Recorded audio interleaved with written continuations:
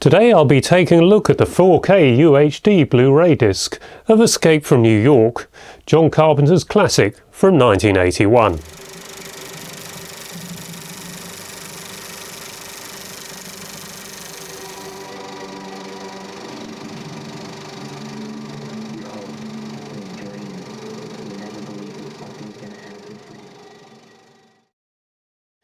Well, I think the first thing to say is that immediately after watching the 4K disc of Escape from New York, I put the Blu-ray in, and just like I was finding with the 4K to 2K video that I did a couple of months ago, I could not see any discernible difference between the 4K and the 2K.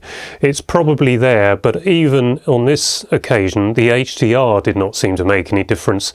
So if I was to play them side by side on duplicate equipment, I'm fairly sure I would be able to see that the 4K is better. And as I should have said in that 4K versus 2K video, but I somehow missed it out, I think if I had a 30-foot wide screen, I would certainly see the difference, because the extra pixels that 4K provides, it would surely make that more obvious.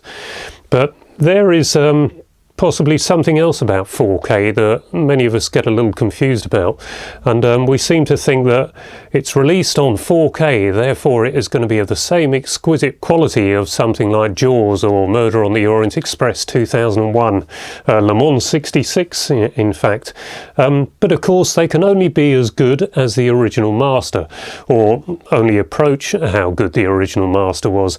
And with Escape from New York, it has to be borne in mind that this was shot mainly at night.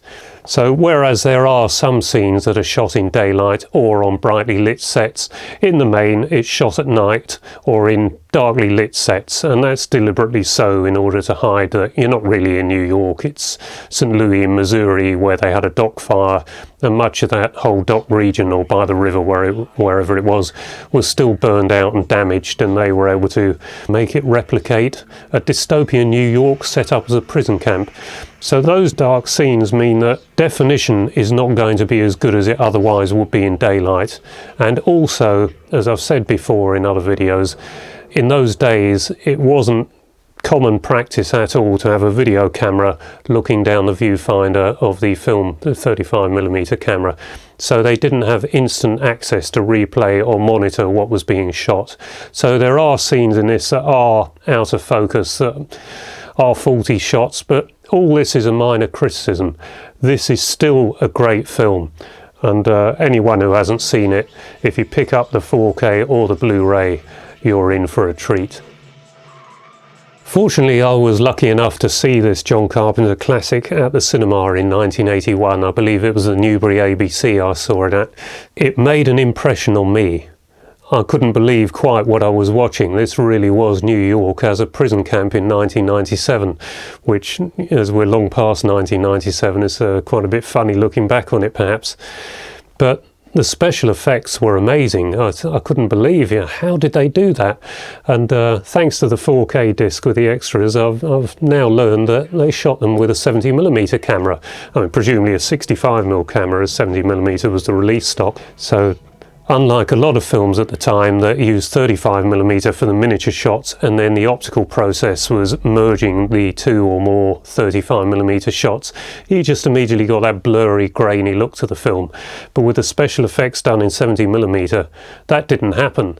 A lot of these still look real today, and 1981, better effects a lot of the time than what they're producing on computers today? I think so, and that's part of the advantage of doing practical effects. Okay, a lot of the time you can see with the matte paintings where the join lines are, but that doesn't matter. You know you're watching a fantasy, and somehow it gives it that more otherworldly and therefore realistic look to it, a surreal look.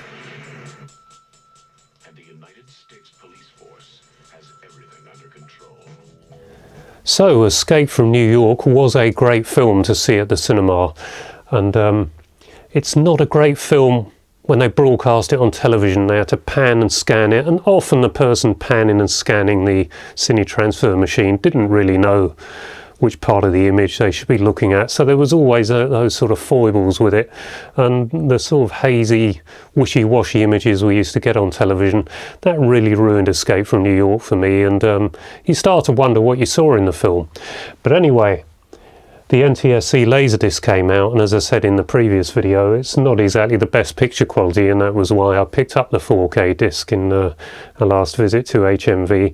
But it did reacquaint me with how good the film was, and I certainly enjoyed it, not quite as much as at the cinema, but having seen it again on the 4K, it is just like being back at the cinema. But it's unfortunate really that a classic film like this never got a glossy Super 8 release, unlike a couple of other John Carpenter films. Now, Halloween, I did a review of recently, that was not the best quality on Super 8, and I mentioned then that the fog was better. Well, as a result of enjoying Halloween so much, we actually put the Super 8 of the fog on, and I ran it in sync pulse, which means the sound was coming from the DVD, the 5.1 sound remaster for the DVD, and the picture on the Super 8, and strangely the image was not as good as I remembered it. So in actual fact I might say Halloween in places is better than the fog. But I checked with Jed Jones. He was the manager at Duran Film Services who issued the fog, and we've come to the conclusion that we think the fog was released in this scope print late in 1984. So that can maybe make you think about this whole home cinema boom that there is today. Some of us were able to enjoy the same sort of quality that we're getting today almost 40 years ago. In fact, some of the Super 8 films in the 70s that came out, you could say that home cinema had arrived in the latter part of the 1970s.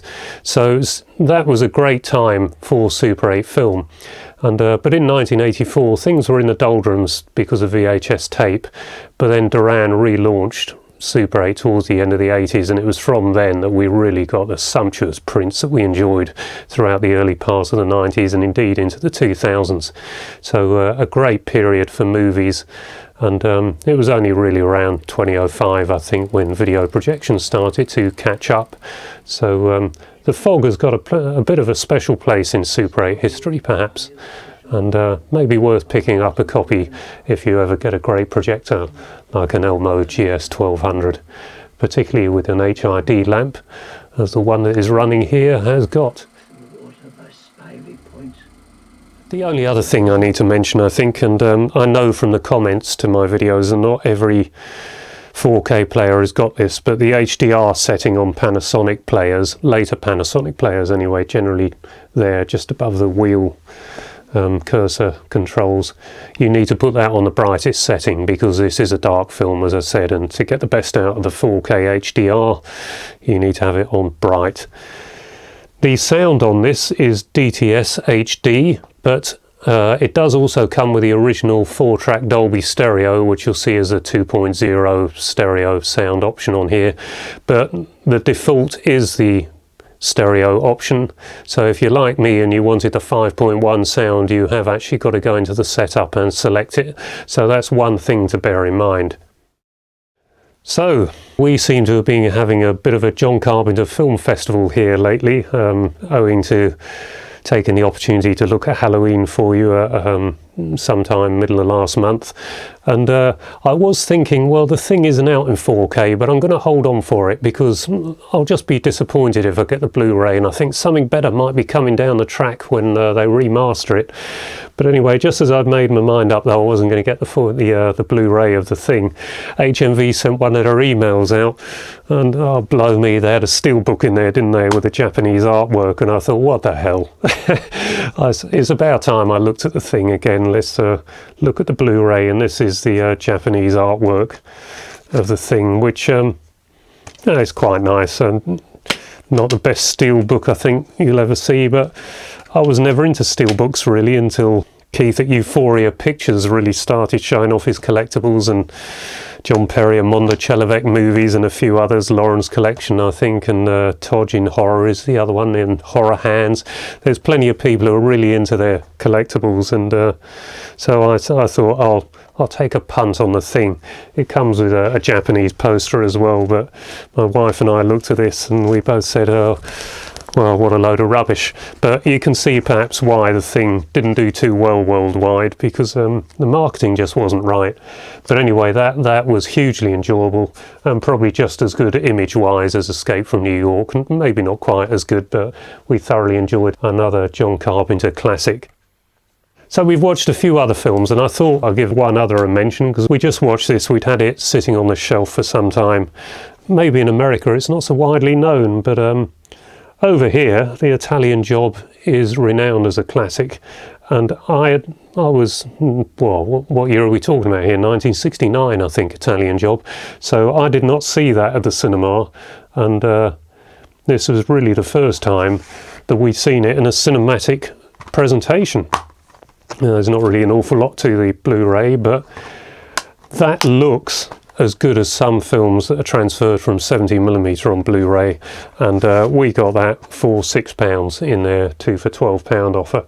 So just an amazing night, and anyone around the world that doesn't appreciate the original Austin and Morris mini cars, you will after you've seen this film.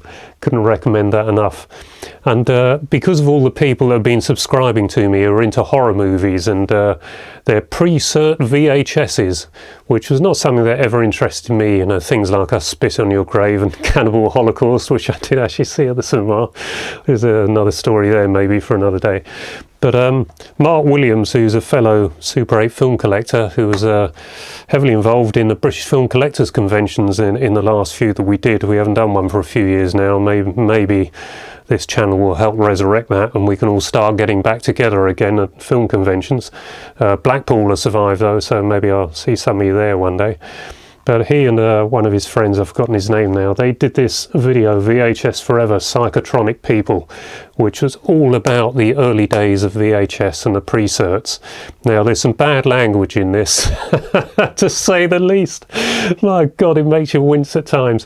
But anyone who's into that, I will dig out the link for where this is still for sale. And this was originally, when they brought it out, I think 3 or 4 years ago, a VHS, and they did me a special DVD because I said I have nothing but trouble with VHS down here in Cornwall because it is so damp, and VHSs don't like the damp. They tend to pack up pretty quickly. So they did me a DVD, but I see they've now put it out on Blu-ray, so it's anyone who's into that, that is maybe recommended. And a lot of people who've been commenting on my videos have been telling me they really love the films of the 70s and the 80s. Well, there's a magazine I've subscribed to since issue 1, Cinema Retro. Now, I wouldn't say all my information comes out of this, but I probably pick up quite a few snippets that enables me to talk about these films. And it comes out 3 times a year, it's subscription only. It's highly glossy. And other than a couple of back pages where it's mainly things related to Cinema Retro, there is no advertising. So this is like a book every 4 months that comes through. Even films I hadn't heard of, really, like Taurus Bulba. You read the special review of that, I think, over 8 pages, and by the time you finish, you want to see that film.